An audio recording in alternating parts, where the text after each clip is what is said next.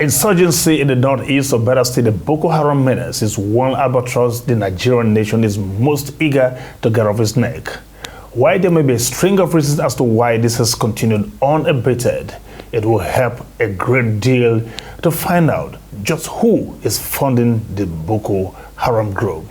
My name is Kale Ikwe, and this will be the thrust of our program today. Welcome to Violence Free World. But first, let's begin with our special report. I'll see you at the flip side.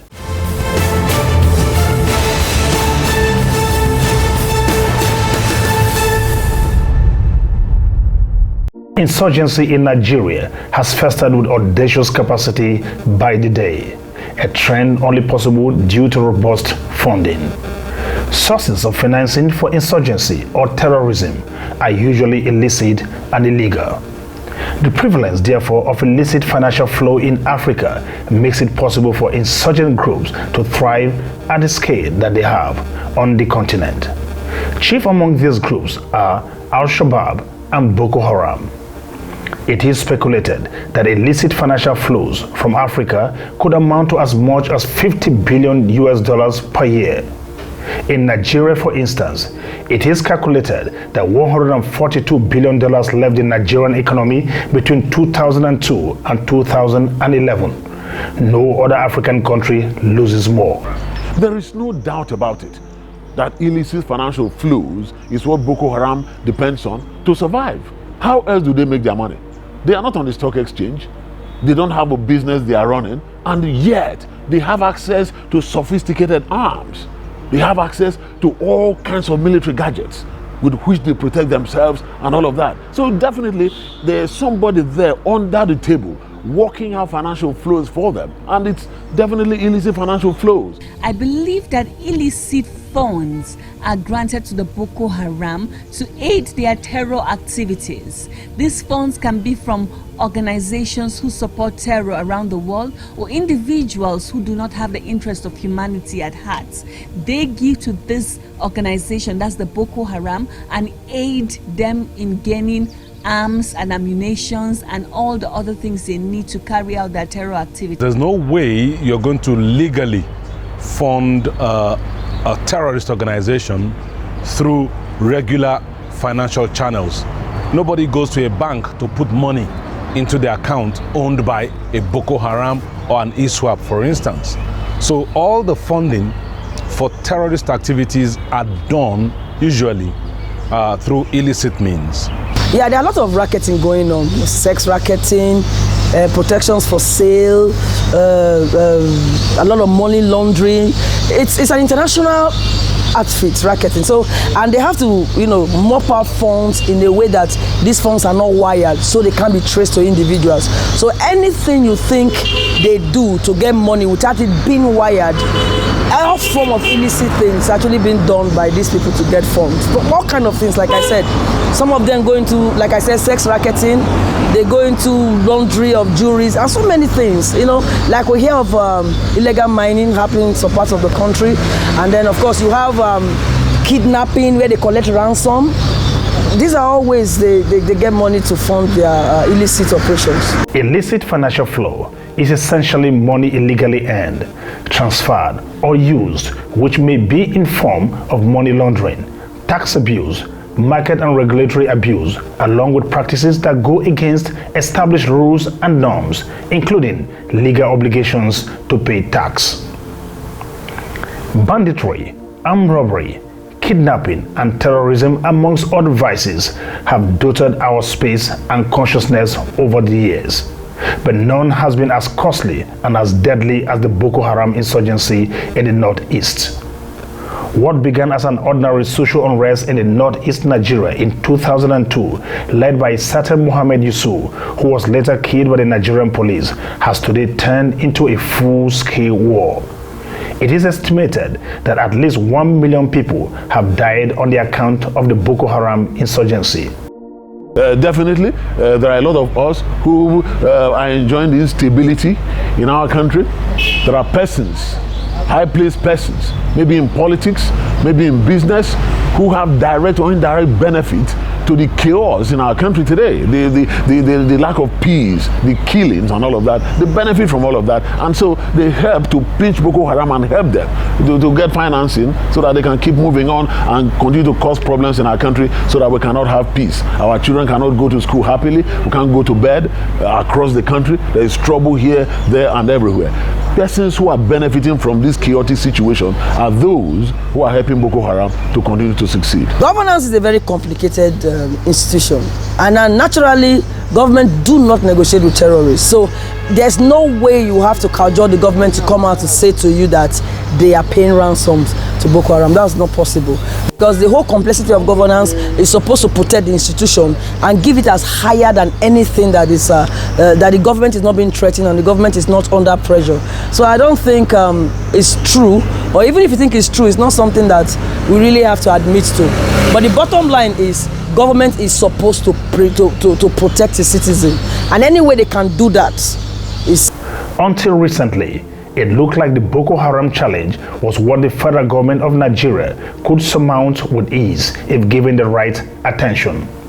Pronouncements have been made, orders given, extra budgetary provision made, armament procured, all in a bid to rid the country of Boko Haram.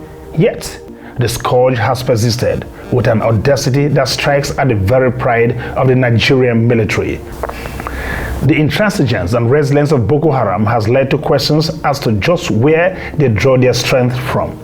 It is common knowledge that the group is now affiliated to ISWAP. It was reported at some point that the late Osama bin Laden-led Al-Qaeda donated $3 million to the cause. There may be several other sources of funding for this group, which are all linked to the powerful illicit financial flow. Questions are being asked too as to whether government is not indirectly enabling the group with funds each time hostages are freed. On what basis, for instance, were the abducted Dapchi schoolgirls freed? Why would a terrorist organization return hostages if they don't have something in benefit? I mean, to benefit from it. So, government may not admit that they pay ransom, but definitely something, there's an exchange of sorts. To the best of my knowledge, I have no information that the Nigerian government paid the Boko Haram for the hostages that are released. So we'll leave it at that. I think they've been getting their support, their financial support, through crude means. Like I said earlier, through sponsors who believe in terrorizing the world, who believe in the mishaps of killing, who believe in the mishaps of destruction, who believe in funding this body, this terror group. I believe that they receive their funding from illicit sources, sources that are not for the good of humanity and mankind. I know the government has come out to say on several occasions that there was no exchange of monies. But the question you ask is this: Boko Haram kidnaps a bunch of young women from their hostels, and after some time, a bundle of them are returned. What did they benefit? You know, this is the opacity we're talking about with which our government is run, when the truth is not there on the front burner from those who are ruling us in the first place. I'm not saying they should tell us all the government secrets, but Nigerians need to know. I do not trust them, and I have never believed that the government did not give something in exchange for the return of those young ladies. A bizarre report made the rounds recently that Boko Haram insurgents were engaging in trade with community members in supposedly conquered territories. This they did to raise funds when they run out of cash. They equally tax locals who promptly pay to avoid hostility. There's gun running, there's even illicit mining of natural resources that is done, even the sale of timber. A lot of people do not know how large Sambisa forest is and the possibilities that are there in a place like that. So what about the various attacks on banks across in parts of Nigeria, where they just come, set explosives, break the safe of a bank and cut away millions of naira? All of that also accounts for where they find the money to fund their activities. Many are of the opinion that so many individuals and institutions have covertly funded insurgency in Nigeria for whatever motive. Sponsorship for insurgency is enabled greatly by a deliberate cash system where funds are moved freely around without a trail. Politicians, internet fraudsters, and drug barons are the most complicit in this anomaly. I've always said that intel is what does the job. Without intel, you don't even know what you're doing because you are fighting an enemy that you can't see. You are fighting an enemy that doesn't wear uniforms. It's not conventional warfare. So you need a lot of intel, you need a lot of deep undercover work to be done. The government should be involved in local vigilante. Now, these Boko Haram people live in communities amongst persons. They should have a way of getting the cooperation of district heads, local village heads, and every one of them should just be engaged as part of their intel collection.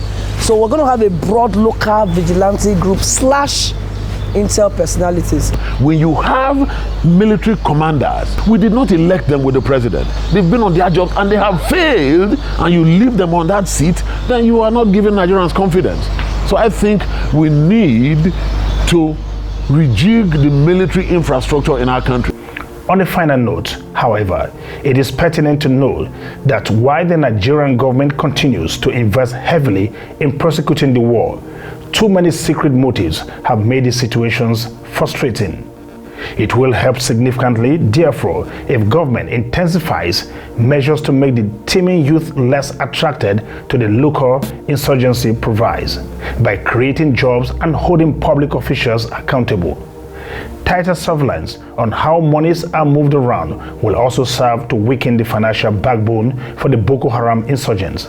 An unwavering commitment to the cause is key to achieving a violence-free Nigeria.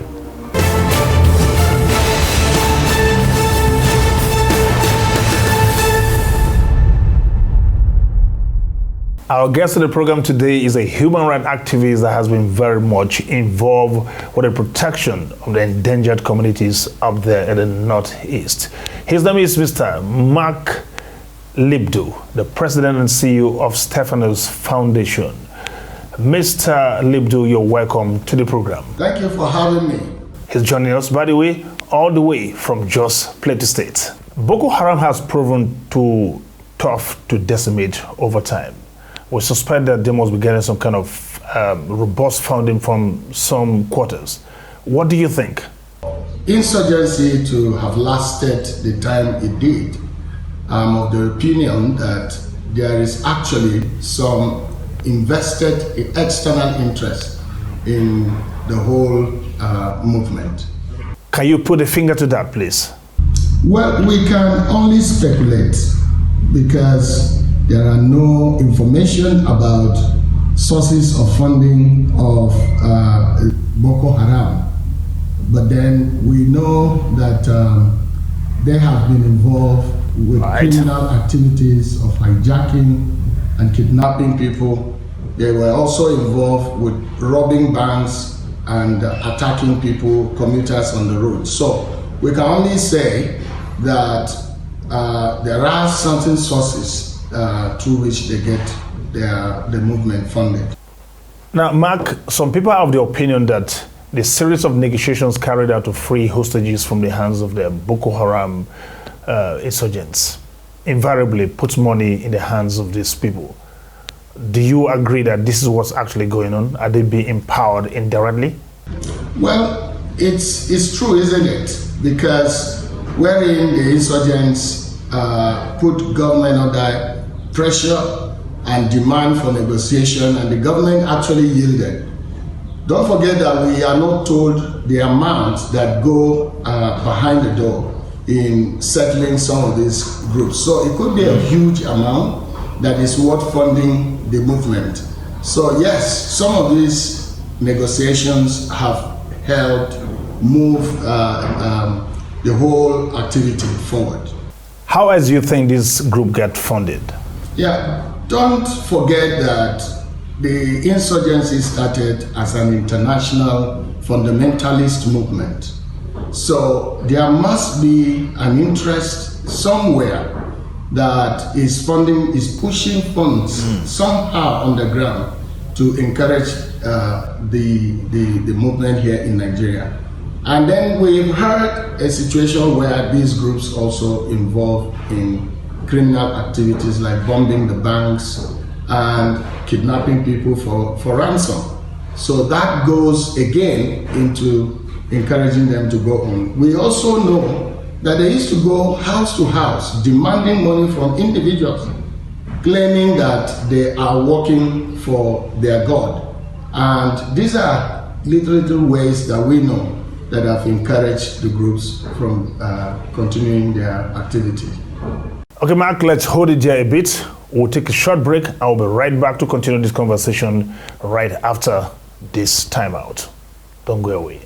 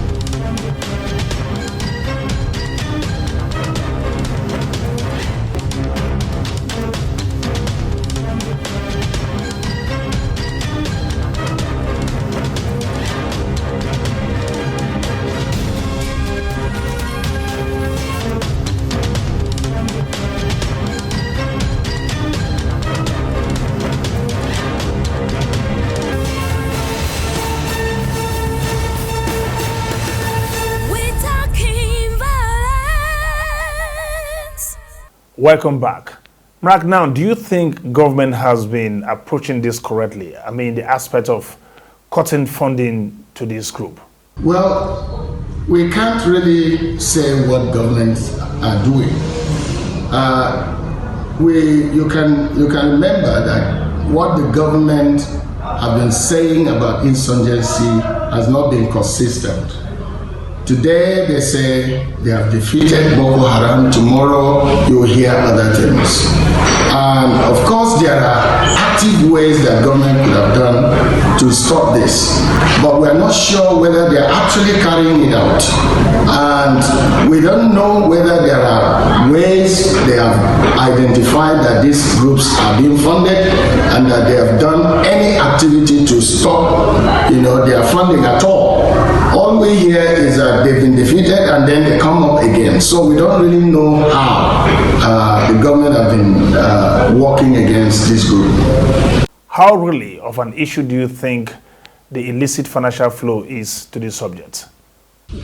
Well, you know that Boko Haram started as an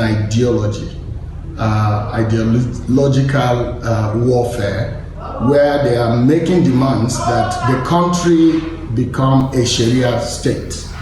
And so they go about bombing places here and there. So personally, I'm of the opinion that it's not just about funding. If at all they are looking for funding now, it could be so that they move, they continue their activities, continue terrorizing people to achieve their aim. So it's not really about funding. Okay, Mark, what will be your advice to the government as we strive to end the challenge of insurgency in Nigeria? Well, there is no option to good governance. If government really want to stop insurgency, they have to bring dividends to good governance.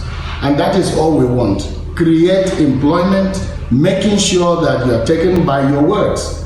And Nigerians, people are willing to be involved with intelligence gathering I will encourage government to invest into effective intelligence gathering, rewarding those who bring information that lead to the arrest of individuals who are involved with this. And by so doing, collectively, we should be able to stop this from happening. Well, that's more like words for the government, basically. Now, tell us, what words would you have for the young people watching you right now, the youth for whom this program is actually meant for? Actually, speaking to the youth, I like to say, you need to be alive to enjoy the fruit of any labor at all that you invest in. But investing to something that will take your life has no meaning at all. So look again. If people encourage you to get involved with things like this for whatever amount that they promise, look again how much you can live to enjoy such a thing. Moreover, those who encourage you to do that, how many of their children are involved with these activities at all? You know, they take their children somewhere else and make sure that they are secure, but then you become a victim of their own idea and ideology. You know, don't be caught to be a victim. You are also an important child of another family. Well, Mark Libdu, I think that's a very good point to leave it. Thank you very much for obliging us this conversation. We hope when we invite you some other time, you will again oblige us. Well, I've been talking to Mr. Mark Libdu all the way from Jos in Plateau State. And that will be it for this episode of the program. Same time next week promises even more. Until then, I'd like to say thank you very much for watching. My name is Kali Ikwe.